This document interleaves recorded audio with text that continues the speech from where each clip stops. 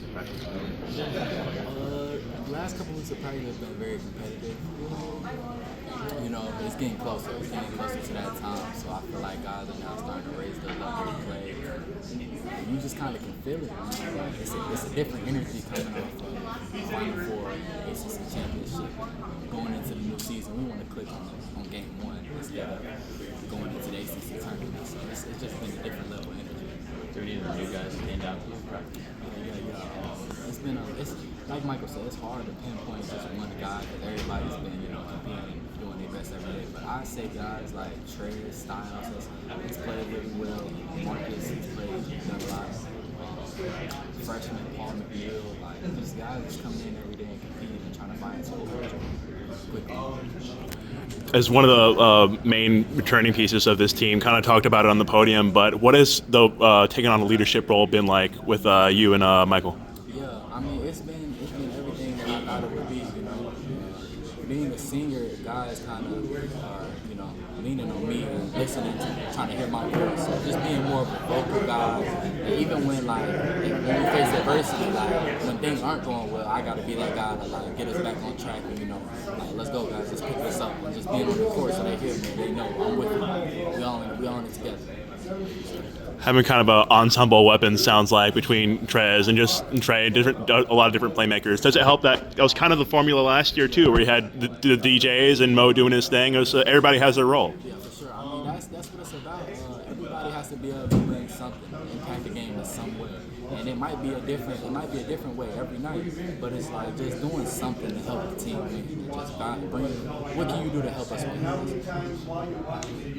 Do you subscribe on the theory of building on what you guys did last year, or is every year a different year, and so you can't sort of assume or take anything for granted?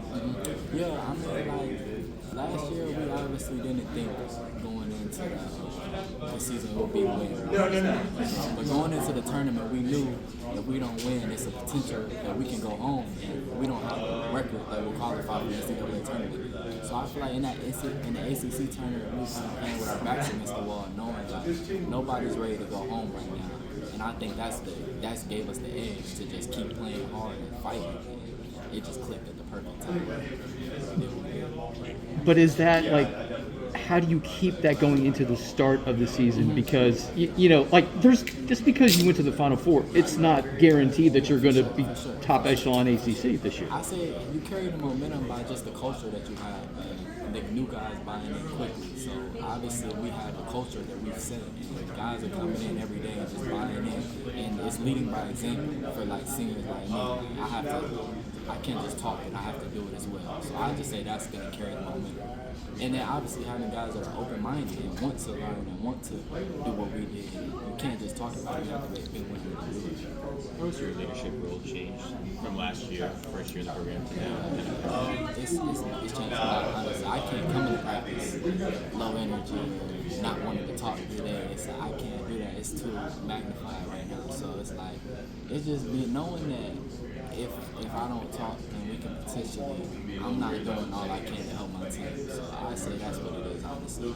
I don't want to feel like I'm not giving my guys all that I have. So every day I just come out there with enthusiasm and ready to talk and believe.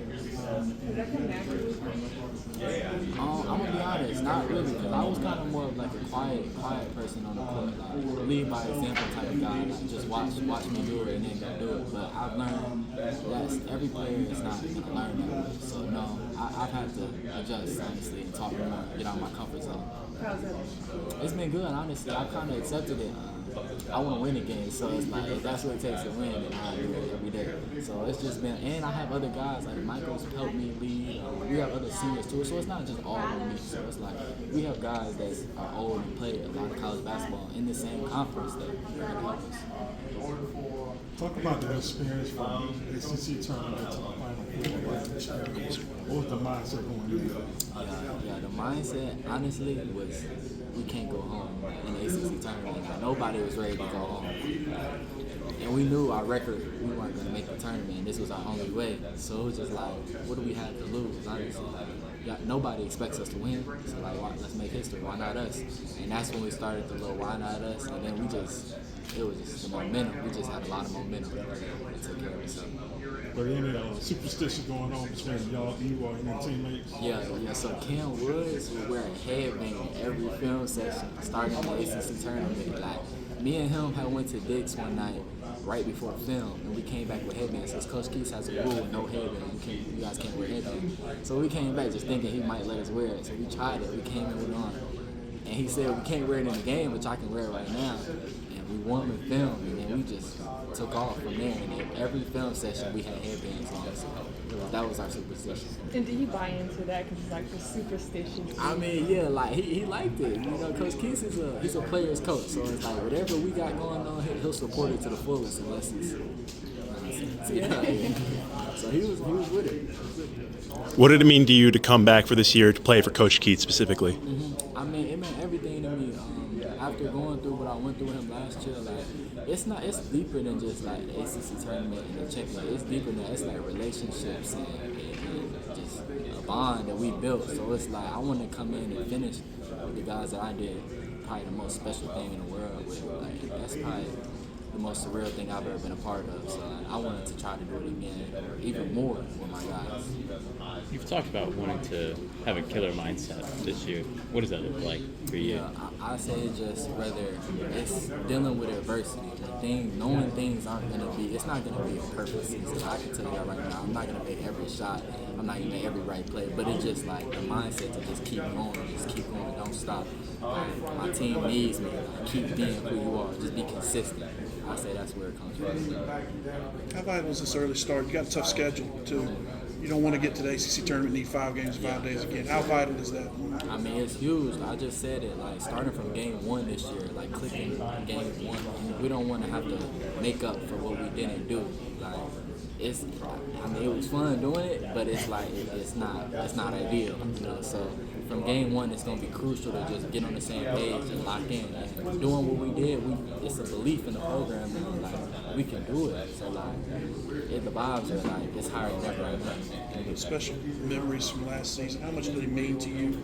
And does that spur you on also to say, we can create more? I probably watch, like, the video. I'll scroll in my phone and just go through videos, like, often, like, really often. And then in the whole facility, it's just pictures everywhere. So it's like, it gives you butterflies almost. Like, I tingle, like, just looking at some videos and pictures. So, yeah, it means a lot to me. I go back and watch games all the time. What's about Michael? Just, you know, he was in series of starting lineup late last season, you know, last week of January. Just, what did he provide to your team when he became starter within this season? A different type of leadership. Michael is a guy who sets the table. He kind of does a lot. He does everything really, really good, like everything. So it's not one thing that he just does better than others. Like, he can pass it, he can score. And he's just a leader. His voice eventually started to it energized guys differently. You know? Like talking to the younger guys, him talking to DJ Burns, him talking to Mo. Mo is a player who doesn't really talk a lot, so it helped Mo. And Mo started to come out his shell, and then everybody eventually started to open up, and it just got from there. It just went on. And what was it like, you know, to see him go in that scoring run? You know, he scored over 10 points in all 5 ACC tournament games. He had the shot against Oakland. Just what was it like to see that? I mean, it was huge. I'm happy for him. I want nothing but success for my teammates. It was like he deserved it. He deserved it. He comes in every day, works head down, never complains, never is jealous about another teammate getting this type of recognition or anything. So Michael is just the most utmost, he's a really good person. So I wanted to film him. What's the biggest thing you worked on this offseason? I say my shots, just being a more consistent shooter. Obviously losing a guy like DJ Horn, who we know can fill it up. Even Casey Marcel, he can fill it up too. So, and DJ Burns, y'all know what he does. So it's like we're gonna need a little more scoring from it. So just being a consistent 3-point shooter. Do you kind of take that as and own that? Kind of you see that role that DJ Horn left as being that 3-point shooter. Is that something you saw like, all right, I'll step up to that? Yeah, for sure. I mean, obviously me and DJ Horn are 2 different players, so I'm gonna play my game and beat me. But I want to step up and be more of the guy who can score more points and help provide that for our team. What makes Michael a leader? His voice. I said he's a guy that's not afraid to talk. He's a guy that doesn't really, I'm not going to say he doesn't care about your feelings, but he knows how to talk to different players. Everybody might not respond well to being yelled at, being, custard and stuff like that. So I feel like the thing with Mike knows how to like get to each player. See, How important is that to another successful season? I mean, it's huge. It's huge. You gotta know your teammates because, like, if I come at a team, if Michael comes at a teammate kind of like crazy, and he gets in his feelings about it, now we got a disconnect. So it's like that's the thing I love about Michael. He knows who to talk, how you're talking to somebody, and who to it matters. It all matters. So it's big for us because we all want to be on the same page. Like nobody's really mad at anybody, but like it gets intense. It gets intense. seeing Michael find his voice as a leader over the course of last season, how much does that inspire you to kind of become more of that vocal leader for this coming year? Oh, it's huge because like it helped us win. Like, I literally watched it help us win. So it's big time for me to just be able to use my voice as well the same way, and hopefully I can affect winning the way he did. JT, how are you guys going to use last season to build off of at the beginning of this season when you have so much turnover and lost key parts of that team? Yeah. I mean, last year, but we're definitely going to carry on the momentum because like it's a championship DNA. We have championship DNA on our team. So bringing in the new guys, they've all came in with open minds, and obviously they want to win. Like we have probably like 3 seniors that transfer. It's their last ride, and nobody wants to go out on a losing team, you know. So I feel like them guys have been nothing but like ready to learn, ready to like how'd you guys do it? What's the secret formula, quote unquote. So like it's just been easy to get guys to buy into the culture, honestly. Coach mentioned you guys might be playing a little quicker this year. Have you seen that so far? No, definitely, for sure. I mean, we have Brandon Huntley-Haffel from Louisville. He's been in the conference. He's way more athletic than our past big. So it's like we'll be able to get up and down more, and he can play. I won't tell DJ you said that.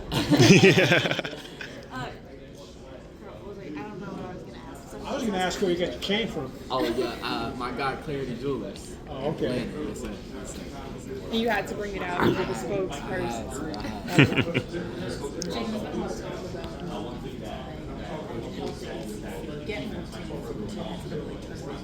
Non-conference teams know their identity yet until you get to play. So, what can this team do now to do well? I say what we can do now is just come in every day and just compete. You know, obviously the season is going to bring different challenges every game, and you're going to grow a little bit in every game. You're going to find out a little more about your team every game. So now is really just the time to just build your relationship with your players and just find your confidence and find your niche to affect winning. It's not really like that we don't have an identity. I just feel like it's going to be different ways that people can affect winning each game. Yeah, for me, I say it's being a great defender, guarding the best player every night, and then being a consistent scorer. I got to be a guy that we can rely on to get 15 to 16 points a night. Losing like guys like DJ Horn, Casey Marcel, DJ Burners. Like, I got to be a guy that can step up and get some points. I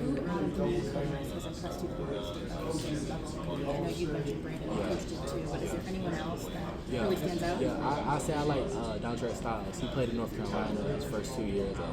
Not a lot, but like he's a really good player. I think he'll be really good for us at the 4th spot and even the 3. Really tall, versatile, can shoot it, he's quick. I think Trez will be a really good player for us.